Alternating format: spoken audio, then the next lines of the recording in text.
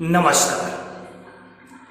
कहते हैं इश्क का कोई उम्र, कोई सीमा, कोई सरहद नहीं होती, लेकिन जब यही इश्क लालच के साथ मिल जाता है तो वही मोहब्बत खूनी जुनून में बदल जाती है। आज की सच्ची घटना कानपुर की है, जहां एक पत्नी अपने ही पति को मौत के घाट उतार देती है, और सिर्फ इसलिए ताकि वो अपने आशिक के साथ ऐशो आराम की जिंदगी बिता सके। लेकिन क्या सच में उसका सपना पूरा हुआ? आइए जानते हैं इस खौफनाक सच्ची घटना को वासना के अंधा जुनून में। कानपुर में रहने वाले राजेश गौतम 40 साल के एक सरकारी स्कूल का अध्यापक थे,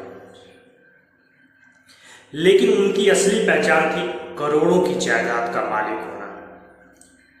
पिता से विरासत में मिली करोड़ों की संपत्ति, प्रॉपर्टी, डीलिंग का बिजनेस और सरकारी नौकरी, यानी पैसा और इज्जत दोनों राजेश के पास भरपूर थे। राजेश की शादी पिंकी नाम की लड़की से हुई थी। दोनों के 2 बेटे थे। दोनों मतलब पति पत्नी के 2 बेटे थे। बाहर से देखने में यह परिवार एकदम खुशहाल लगता था, लेकिन अक्सर खुशहाल दिखने वाला जो घर होता है उसमें बहुत बड़े बड़े राज छिपे होते हैं।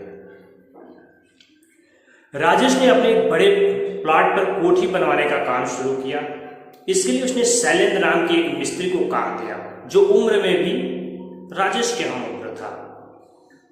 काम का सिलसिला चलता है। शैलेंद्र का घर पे आना जाना शुरू हुआ, और धीरे धीरे इन मुलाकातों में पिंकी और शैलेंद्र की नजरें तो दिल भी मिल गया। जाहिर सी बात है भाई, जब इश्क का मौका दे रहे हो, पा रहे हो, तो भाई नजरों से दिल भी मिल गया। आजकल ऐसे ही चल रहा उतना। राजेश अपने काम और बिजनेस में इतना व्यस्त रहता कि घर पर कम ही होता था। बस यही खाली वक्त पिंकी और शैलेंद्र के इश्क को पनपने का मौका दे दिया। इश्क उनका पनपने लगा। कब वो अंकुर से पौधे के रूप में तब्दील हो गया, उन लोगों को पता तक नहीं चला। कुछ दिनों बाद मोहल्ले वालों की नज़र इस अजीब रिश्ते पर पड़ी, और ये पड़ ही जाती है, क्योंकि मोहल्ले वाले बहुत ध्यान रखते हैं। लोगों को लगता नहीं, लेकिन कहीं ना कहीं से पड़ जाती है। और ये बातें राजेश तक पहुंची। राजेश ने शैलेंद्र को काम से निकाल दिया और अपनी पत्नी को साफ साफ समझा दिया कि अब उससे कोई ताल्लुकात ना रखे। लेकिन मोहब्बत और जुनून जब सर पर चढ़कर बोलता है तो रोक टोक मायने नहीं रखते। पिंकी और शैलेंद्र अब चोरी चोरी छिपकर फोन पर बातें करने लगे। अगर सिर्फ प्यार होता तो पिंकी अपने पति को छोड़कर शैलेंद्र से शादी कर सकती थी, लेकिन असली खेल था लालच का।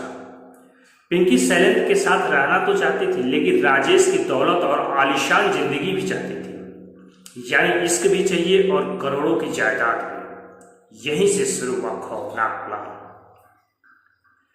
दोनों ने पहले जहर खिलाने की कोशिश की। राजेश की तबीयत बिगड़ी, लेकिन वो बच गया।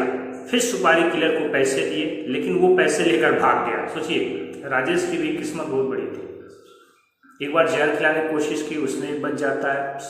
किलर को पैसे दिए जाते हैं, वो पैसा लेकर भाग जाता है। दोनों बार नाकामी हाथ लगी, लेकिन जुनून और लालच इतना गहरा था कि उन्होंने खुद ही राजेश को मारने का फैसला कर लिया। उन्होंने सेकेंड हैंड कार खरीदी, नकली नंबर प्लेट लगाई।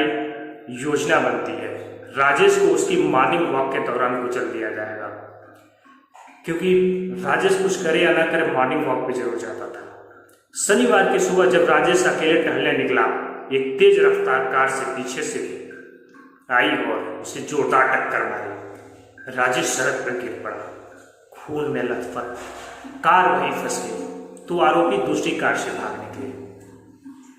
राजेश को अस्पताल ले जाया गया, लेकिन वह जिंदगी की जंग हार गया। पहले पुलिस ने उससे साधारण सड़क हादसा माना, लेकिन राजेश के भाइयों को शक था। उन्होंने पुलिस को बताया कि पहले भी पिंकी और शैलेंद्र ने राजेश को जहर देकर मारने की कोशिश की थी। पुलिस ने जांच की। सीसीटीवी फुटेज, मोबाइल लोकेशन और कॉल डिटेल से साफ हो गया कि हत्या के वक्त पिंकी और शैलेंद्र वहीं मौजूद थे। शैलेंद्र पकड़ा गया और उसने सब कबूल कर लिया और पिंकी ने भी अपना गुनाह स्वीकार कर लिया। प्यार और लालच के अंधे जुनून ने पिंकी और शैलेंद्र को सलाखों के पीछे पहुंचा दिया। अब ना दौलत मिली न मोहब्बत, सिर्फ उम्र कैद की काली सजा और 2 मासूम बच्चों का सोचिए किस प्रकार जिंदगी उनकी बीती होगी, या बीत रही है या बीतेगी, क्योंकि वो जहां जाएंगे उनको ये कहा जाएगा इसकी माँ तो ऐसी थी, दूसरे के प्यार में वो पड़ गई, और तो ये बच्चे क्या है दूसरे के होंगे, क्योंकि कहा जाता है कि जो बोया है उसको ही पाएंगे। गलती से उसमें यदि लड़की है तो सोचिए उसके ऊपर कितना लांछन रहेगा कि इसकी माँ ही ऐसी थी तो ये क्या, बस बहुत अच्छी लड़की होगी तो भी पूरा समाज जीने नहीं देता है। ये जो कर्म कर देती पिंकी ने, जो कर्म किया, दोनों बच्चों का जीना दुर्लभ हो जाएगा। अब उनके पास क्या भी कर पाएगा, सोचिए करोड़ों खरबों की दौलत है, लेकिन सामाजिक हनन इस प्रकार उसकी माँ ने कर दिया कि वो कभी वो नहीं हो पाएगा। सबसे बड़ा दर्द यही रह जाता है दोस्तों। उसको था कुछ भी कर सकती थी कि मुझे ये है वो है, जो भी बहाना करके वो, भाई वो इश्क तो था ही नहीं, वो तो जिस्म की भूख थी जो पिंकी ने चुना था। क्योंकि इश्क होता तो उस वहाँ पे दौलत थोड़ी देखती, लेकिन उसको क्या चाहिए था, दौलत भी चाहिए था, जिस्म की भूख भी चाहिए थी। यही है दोस्तों, सोचते हैं लोग कि मतलब कि हम जो कर रहे हैं उसमें बहुत अच्छे हैं, लेकिन ये भूल जाते हैं कि पुलिस हमारे और आपके में ही से एक कोई बनता है जो मतलब हम क्या सोचते हैं उससे अधिक पुलिस सोचती है। तो आप गुनाह किसी भी तरीके से कर लीजिए, कुछ भी कर लीजिए, बचने के कोई चांसेस नहीं है।